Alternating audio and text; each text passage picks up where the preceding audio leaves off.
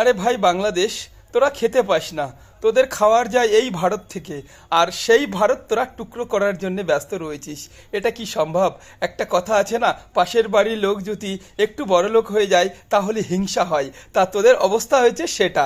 দেখুন তাহলে ভিডিওটা। নির্বাচনে বিজয় হওয়ার পর মুসলমানদেরকে জয় শ্রীরাম বলতে বাধ্য করছে। মোদীকে ক্ষমতা থেকে নামিয়ে আমরা ভারতে ইসলামী পতাকা উদ্দিন করবো ইনশাআল্লাহ। শুভেন্দু এবং নরেন্দ্র মোদী অতি দ্রুত এই আগ্রাসন বন্ধ করুক, না হলে বাংলাদেশের জনগণ সে গাজাতুল হিন্দের ডাক দিবে, ভারতকে স্বাধীন করে টুকরো টুকরো করে দেবে ইনশাআল্লাহ। সমন্ত মোদী, তুমি যদি ঠিক না হয়ে যাও তাহলে বিশ্বের মুসলমান তোমাকে ছাড়বে না। তুমি হয়তো আজকে ঠিক আছো, ঠিক মনে রাখো, কালকে তোমার আসলে ঠিক থাকবে না। আসলে বিশ্বের সবচেয়ে শান্তিপ্রিয় এবং যারা শান্তিতে বিশ্বাসী মুসলিম জনগোষ্ঠী, কিন্তু তাদেরকে উত্ত্যক্ত করলে পুরো বিশ্বকে আমরা দেখাই দেবো মুসলমান জাতি কি করতে পারে, যা এখন